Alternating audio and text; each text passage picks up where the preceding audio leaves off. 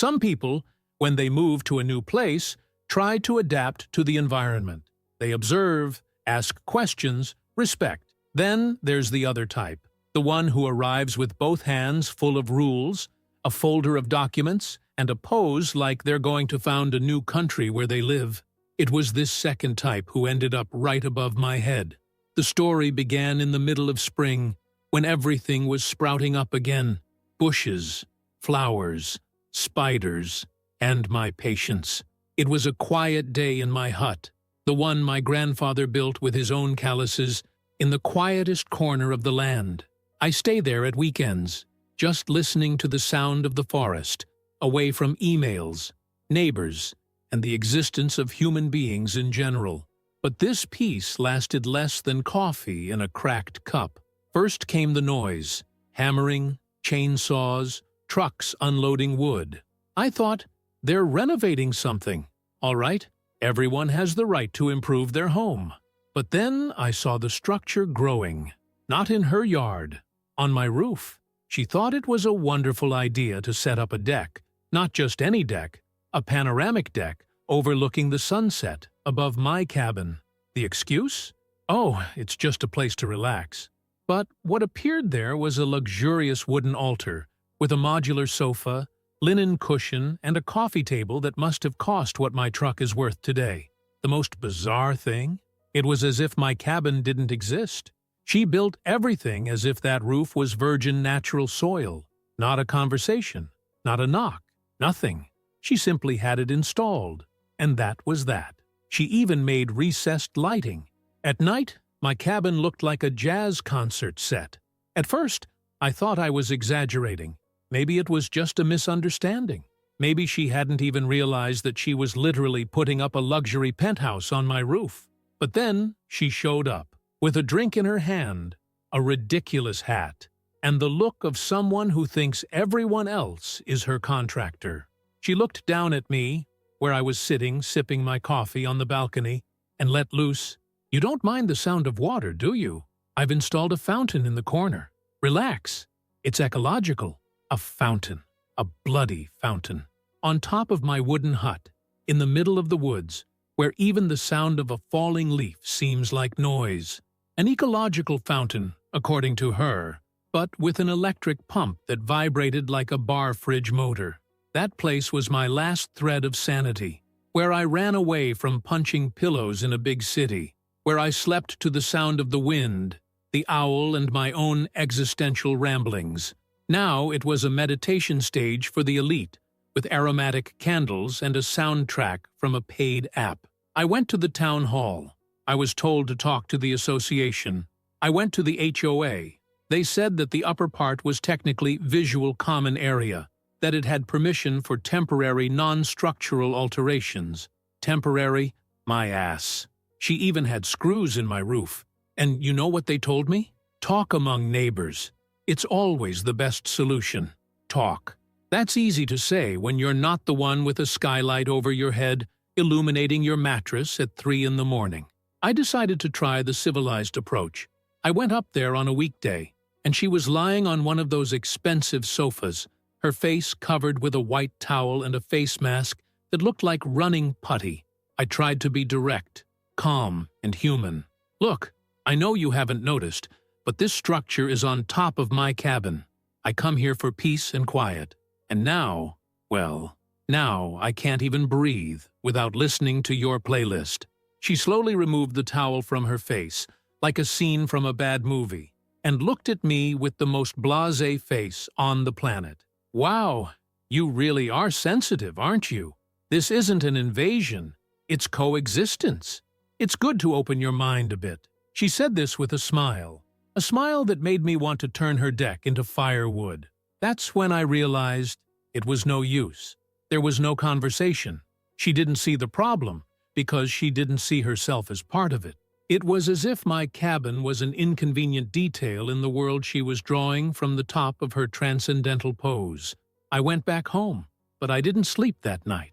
Every step she took on the deck, every sound of a glass, every fake laugh with a friend who came to meditate up there made me rethink everything. Until I had an idea. It wasn't nice, it wasn't diplomatic, but it was mine. She wanted experience. She wanted to connect with nature. She wanted to experience the environment. So I was going to give it to her, only my way. And my way involved a hidden sound system, realistic recordings, and a good sense of timing. If she wanted to live high up, fine. But from then on, every time she lay on that sofa with her eyes closed and her ego inflated, she would hear something very convincing. The sound of her masterpiece slowly collapsing. I spent the next week in laboratory mode. Onlookers thought I was putting together a podcast about structural disasters, but the aim was much more poetic. I opened my old laptop, pulled out a lapel microphone, logged onto engineering forums, and started studying the sounds of wood suffering. Sounds of nails coming loose, beams cracking, wind forcing a poorly made roof. It was practically an apocalyptic ASMR. YouTube never imagined that a guy sitting in the dark, with a headset in his ear, writing down the exact minutes a beam cracks, would be preparing a custom concert for a nosy neighbor. I set up the speakers at a strategic point inside my hut, so that the sound reverberated exactly in the direction of the boards, where she stretched her body to listen to the birds. There wasn't a wire showing. With the sound at the right volume, it sounded like the universe itself was warning her. This is going to collapse, princess. The first test was on a Tuesday morning. She went upstairs with a colorful book, a green smoothie, and that dragging step of someone who thinks the floor is there for show. I stayed inside, hiding, with my laptop on my lap and my finger on the play button. I gave her about 5 minutes to settle in. I waited for the first sip of the drink, that moment of complete peace. Then I released the sound, a dry pop, very loud, as if a nail was saying, "Get me out of here." I didn't hear anything from her for a few seconds, but I felt her body moving upstairs, the boards creaking. She remained motionless, as if she was trying to figure out if it was all in her head, or if the deck was really warning her that it was going to turn into a toboggan run. I paused. I let her breathe again. Then, after a few more minutes, I released a second audio. This time, a slow drag of wood being forced, like a beam thinking about giving up on life. She stood up. She took a few hesitant steps.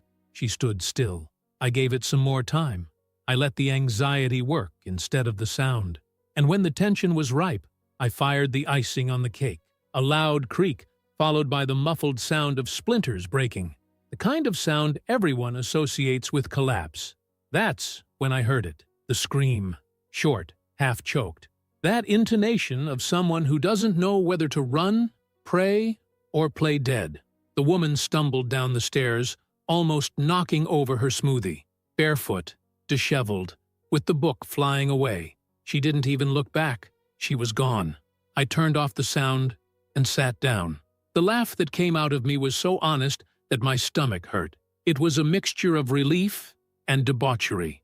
The first performance of my theater of terror had been an absolute success, and I knew she'd be back. Not because she's stubborn, but because people like that never accept that the world turns without asking their permission. 2 days later, there she was, alone. No smoothie, no book, just her, the deck, and probably a heavy dose of anxiolytic. She climbed slowly, treading carefully. I sat back down, earphone in my ear, finger ready. I waited for total silence. The calm. I let out a different noise this time, a sequence of 3 short pops, as if the structure was coughing. It froze. It looked like a statue. I paused, let it move, let out another sound, paused again. It was a ballet of paranoia, until she decided to lie down. I swear on all that is holy, she lay down, either out of denial or because she was pretending to me or to herself that it was normal. It was at that moment that I decided to finish the act. I let out a recording of a continuous creak, as if the boards were slowly twisting. It sounded like the wood was crying. The woman got up in a leap, walked off sideways like a crab, and disappeared again. By the third time, I wasn't expecting much. I thought she wasn't going to try again, but she came back. She even brought a mattress, as if she was going to meditate, with her eyes closed. That was my golden chance. I waited 5 minutes, When I realized that she was really getting into her Zen moment, I started the grand finale. The sound of a strong wind, rustling leaves, boards cracking at a low volume, then gradually rising, and finally, a dry thud, like wood hitting the floor. She got up as if she had been slapped. She ran down with only one sandal on, the other remaining on the deck. The woman tripped over her own ego and almost made the headlines. That night, she called an engineer. I heard him outside explaining that the structure was solid, that there was no risk. She insisted, swearing that there was something strange. He tried to argue with calculations. She responded with intuition. In the end, she left saying she was going to get a second spiritual opinion. She disappeared for a week. The deck was empty. No sign of a cushion, a cup, or ambient music. Finally, my cabin was quiet, and all I needed was some well-placed sound. In my mind, this wasn't even revenge. It was art. It was sound performance. It was acoustic poetic justice. With every click of the play button, I wiped away a little bit of the rancor she had left behind. And the best thing? No one could blame me. Not that I cared, but there's a special flavor in making the world conspire to make an idiot fall alone. After the week of disappearance, I almost missed the movement above my ceiling. Almost. Because the silence, the real silence, took over my hut again. That calm so perfect that you could hear the crackling of dry leaves being trampled by squirrels, who were probably laughing with their mouths full of nuts at the stunt I'd pulled. But as all good things are short-lived, she's back. Of course it's back.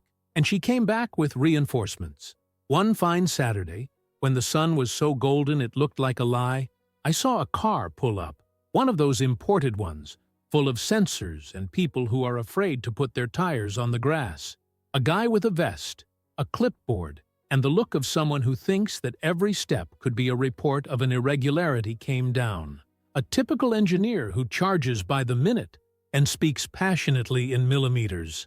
He went up to the deck with her and stood there, measuring, observing, poking at the boards like someone testing the heartbeat of an elderly person in a coma.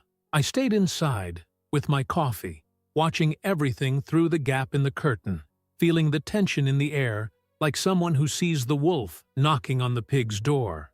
They talked quietly. She gesticulated, pointed to the floor, spoke like someone describing a crime. He kept his composure, as if he were solving an impossible equation. I couldn't hear everything, but I got the gist. The man said that the structure was stable, that all the fittings were firm, that if anything was making noise, it wasn't due to a physical fault, but an acoustic one. She didn't accept this. She argued with phrases like, "But I can feel the vibration," or, "It feels like something is always moving." The engineer looked at her with a face somewhere between pity and tiredness and replied, "If you want, I can refer you to an occupational therapist, because the deck, ma'am, is firmer than my marriage." At that moment, I almost knocked over my mug with laughter. She turned red, as if she'd been verbally beaten.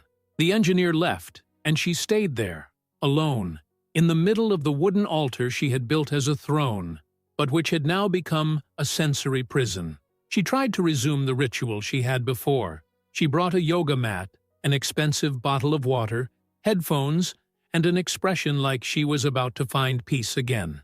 Do you know what she found? The night mode on my sound system? It was something new. A recording that included soft, well-spaced crackles, sounds that were almost imperceptible, but present enough to disturb any meditation. Sounds that seemed to come from inside the wood, as if the structure was whispering its own collapse, very softly, like a delicate threat. She closed her eyes, but opened them again within seconds. She took a deep breath, but choked on it. She tried to hold her pose, but you could tell she was at war with her surroundings. On the third day, she brought a friend, the kind of guy with a dress shirt tucked into his jeans and an Apple Watch that never leaves his wrist, not even to sleep. They sat together on the deck, talked, and laughed. She was clearly trying to prove that it was all in her head. While they were there, I activated the most subtle sound of all, a soft, long, low creak that sounded like someone dragging a heavy piece of furniture across the ceiling. They both froze. She grabbed his arm. He pretended not to hear, but you could see on his face that doubt had taken root. After that, she began to avoid the deck. She spent more time inside the house, with the windows closed, as if trying to forget what was above was possible. But paranoia, it feeds on silence. She began to walk around the structure. She touched the wood. She poked at the corners. One day, I saw her with a hammer, trying to test the sound. It made more noise than all my audios put together. And the worst thing, the hammer was gone. She must have thrown it into the bushes in anger. The pinnacle was when she climbed up with incense. Yes, a packet of incense, and an expression like she was going to expel bad energy with sweet smoke. She lit it as if she were performing a cleansing ritual. She circled the deck, made circular movements, muttered something that sounded like a mantra. I swear even the chickens on the neighboring farm stopped to watch. That night, I turned on the most elaborate sound I had prepared. Wood cracking, followed by a very light metallic groan, like a tensioned structure. I combined it with the ambient sound of the wind and a light beat in the background, as if something was coming loose. It felt like everything was about to move on its own. She ran out, screaming, barefoot, with the incense still burning in her hand. Since then, no one has been up on that deck. It's there, abandoned, like a forgotten work by an architect who went mad in the middle of the project. Sometimes I walk underneath and look up. The structure is still standing, but its reputation has collapsed. And the best thing? I never had to raise my voice. All I had to do was press play. The deck remained there, motionless, like a monument to the ridiculous, an empty tower built on the common sense of others. Days went by and no one dared go up. Not her, not the performative guests with their glasses of rosé and porcelain laughter. The cushions are gone. The yoga mat is gone. Even the vases with lavender have been removed, as if someone was trying to erase the traces of a spiritual humiliation. But traces stick to the soul, not the floor. And when shame sets in, there's no incense that can clean it up. The HOA, the same association that claims to value good coexistence, started whispering. First, there was an informal meeting in the garden of a neighbor who fancied herself a therapist. Then, little notes began to circulate on the community wall with that classic tone of someone who doesn't have the courage to say, in all letters, "Your building is a Miko." Little by little, the woman withdrew. She appeared less. Her morning walks in her gym clothes and influencer pose gave way to quick glances behind the curtains. Her aura of command evaporated. People like her live off appearance, control, and the illusion that they are above others. When that bubble bursts, there's an emptiness that even expensive coffee can't fill.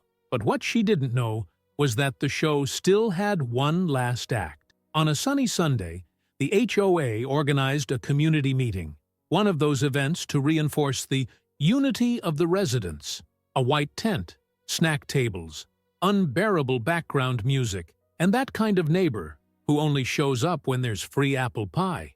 I went, not because I like people, but because I love watching live theater without paying for a ticket.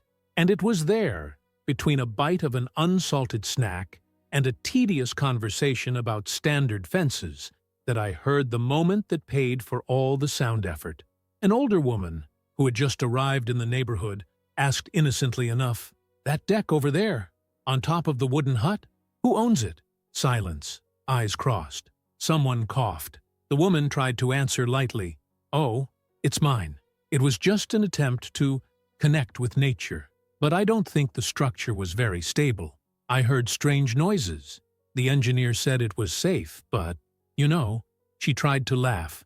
But her laugh came out soft, without any firmness.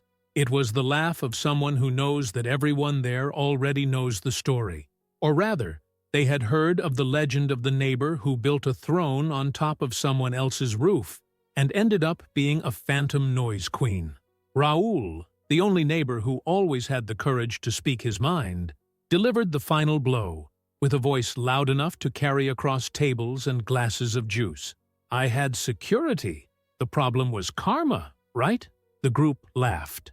Some tried to cover it up. Others swallowed their laughter with the speed of someone who realized too late. The woman slumped back in her chair, stirred the ice in her glass, and stared at the horizon as if looking for a way out that didn't involve exploding in the middle of the party.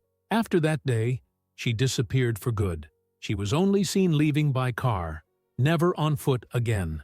They say she sold the house months later, quietly, without telling anyone, without saying goodbye in the HOA messaging group. She disappeared, like someone trying to start life again somewhere else where they haven't left a trail of humiliation decorated with cushions and LED lighting.